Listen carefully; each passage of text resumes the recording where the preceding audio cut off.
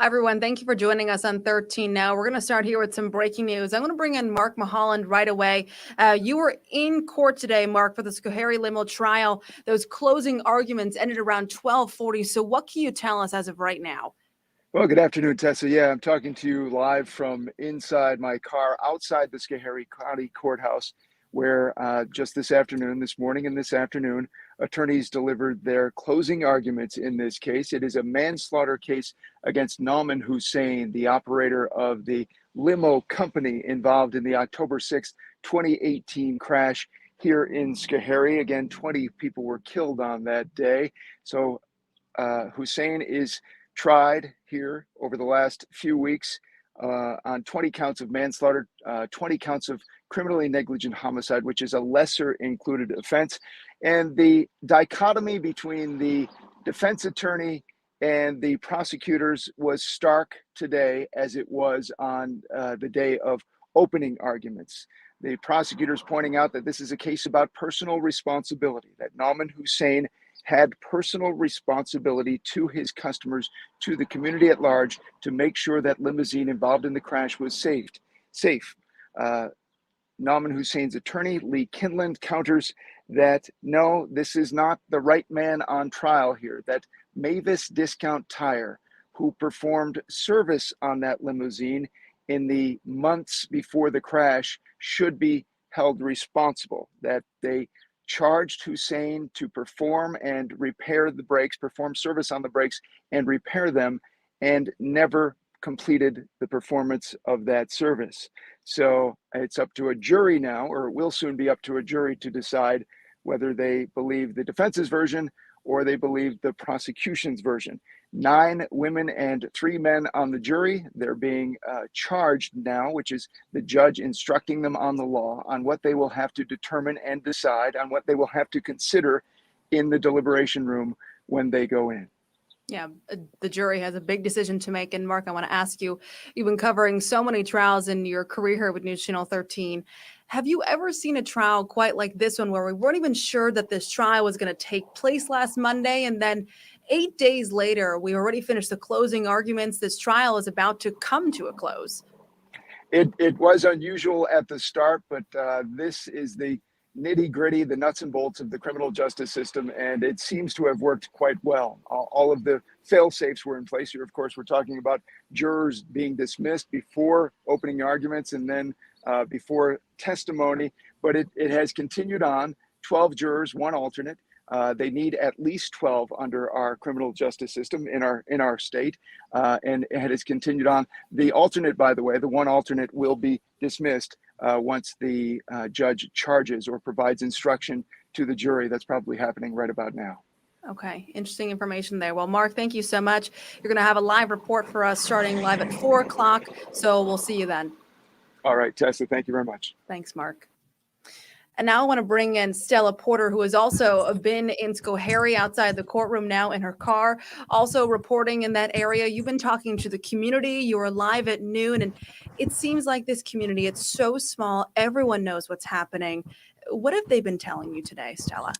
Yeah, Tessa, everyone has been impacted by this tragedy in one way or another over the past 5 years, and they say that it's something that lives with them daily as they drive by the memorial just on the outskirts of town. It's something that they carry with them, remembering where they were that day, October 6, 2018, when they found out about the loss of life. And, you know, they still talked about just not even being able to fathom that this loss of life happened in their community. I also asked some people what they thought of the portrayal of Nauman Hussein in the courtroom. No one wanted to go on camera, and kind of explain how they're feeling. But I did get the sense that quite a few people are feeling sympathetic towards Hussein and the way that the defense has portrayed him as a kid who is really taking the fall for something that was Mavis's mistake and Mavis's error. And so it's been interesting. That kind of resonated with me, the number of people who have said that they truly feel for Hussein. And, that's something the jury is going to have to talk through. Yeah. Again, a big decision for the jury there in this trial in such a small town here. And in that NTSB report that originally came out, they said Mavis was partly to blame here. The state was partly to blame as well. So a lot for the jury to take in today. And we'll see what the community has to say when we hear an outcome, hopefully here in the next couple of hours or day or so. Definitely, Tessa. All right. Well, Stella, thank you so much. Stella also is going to join us again starting live at 4 with a live report from the community as well. So, Stella, continue working. We'll see you then. Thank you. All right. Let's switch gears now. Let's move on to weather. I'm going to bring in Paul Cayano, who has some interesting weather for us. Again, I love that graphic that you had live at noon, where it was the roller coaster of like, you were going up this peak, we're going up the hill, the climax is coming. We're here now, 80 degrees, and now we're dropping down to 60 tomorrow.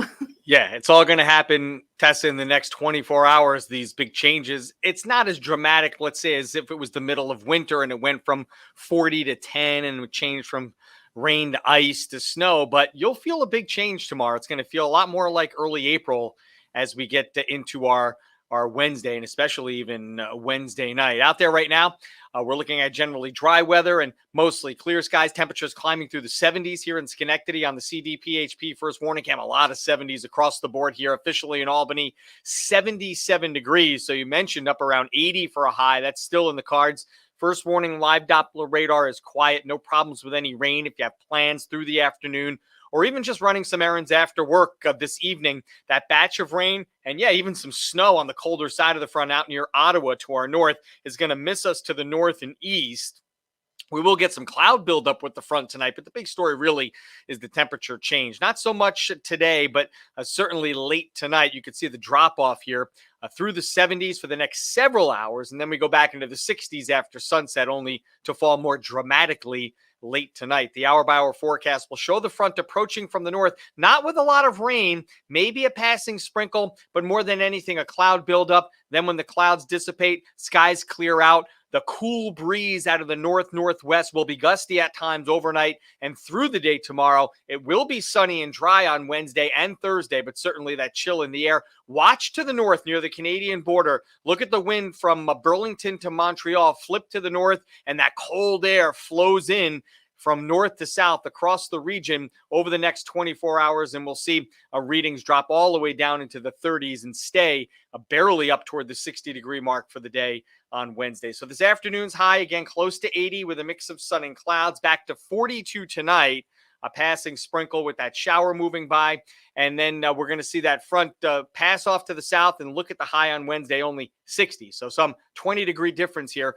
Back to 67 Thursday, so a short-lived quick cold snap. In fact, we could get down to freezing on Thursday morning. So if you put the garden in, got some hanging plants outside, bring those in to cover them up at least so you can protect them against the cold by Thursday morning. Friday, back up to 72. And right now looks like showers to open up the weekend on Saturday. Tessa. I mean, outside tomorrow, the 60 degrees is going to feel just like our newsroom because I'm always having to wear a jacket in here. Sometimes Really? It's like 80 degrees outside, or today it's like super nice, but I always have to bring a jacket with me because it's so cold in this newsroom. They like to keep it cool in the newsroom. They want to keep you working and moving around. They don't want I know you sitting exactly. If it still. gets too warm, I'm going to fall asleep, and we can't have that, right? Right. Lots of space heaters cranking in the newsroom. Exactly. We have like 6 or 7 of them in this newsroom alone. Well, Paul, thank you so much. We'll see much more of your forecast again for News Channel 13 starting live at 4 o'clock. Gotcha. All right. Thanks, Paul. So that does it again for our coverage on the Schoharie Limo trial on 13 Now here. Again, we're going to have a lot of team coverage. We have Sabrina Dahmy out there who was in the courtroom as well. Mark Mahalan, who you heard from. Stella Porter with that community reaction. Dan Levy is out there as well, who has been on this trial since day one, covering it every day extensively for us. He's going to be talking about those closing arguments today. Mark is covering the prosecution, Stella again with the community, and Sabrina's going to give us everything as a whole. We've got all of our anchors out there, including Elaine Houston and Rachel Teedy. Many of our photographers are out there today, so we've got extensive coverage for you. So make sure you can trust us to give you everything you need to know about this trial. Again, that starts live at 4 on News Channel 13, and that does it for us here on 13 Now. Have a great day, everyone, and we hope to see you on the stations live at 4.